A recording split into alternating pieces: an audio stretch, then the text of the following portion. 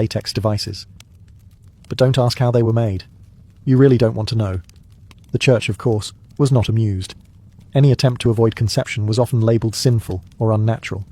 Procreation was the stated goal of marriage, and anything that got in the way of that divine mission was frowned upon, or more commonly, denounced loudly from the pulpit.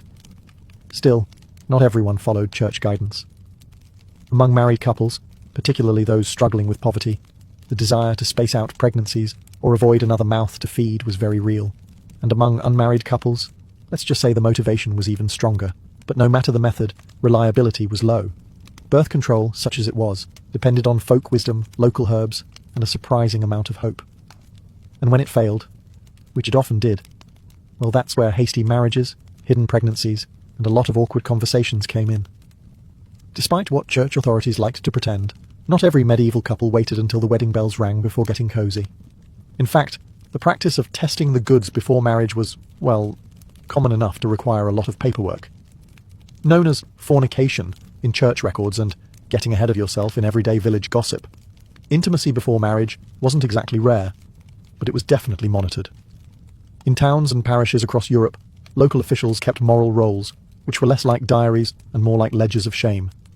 If a couple was caught, or even suspected, of jumping the marital timeline, they could be hauled before the local court and fined. Sometimes the fine went to the church, sometimes to the town, and occasionally to someone who claimed to have witnessed the event. Medieval snitching was alive and well.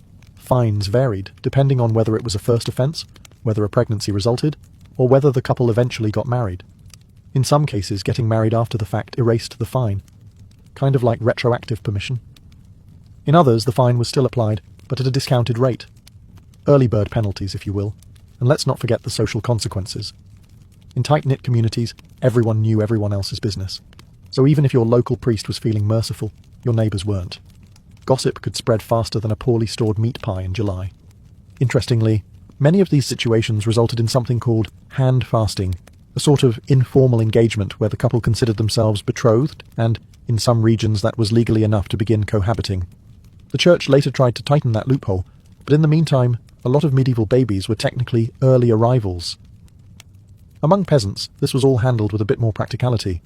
If a couple was clearly serious and a pregnancy had occurred, marriage usually followed, sometimes hurried along with a gentle nudge or firm push from both families. Among nobles, however, consequences